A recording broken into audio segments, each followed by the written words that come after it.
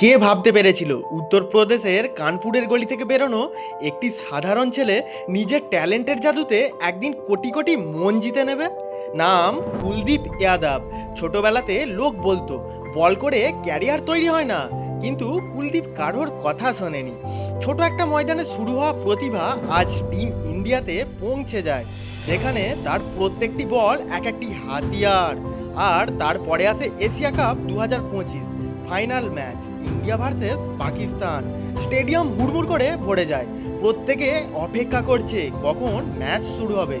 ভারতের জন্য সবথেকে সুন্দর ছিল প্রথম ইনিংস, আর কুলদীপ ওখানেই নিজেকে প্রমাণ করে দেয়।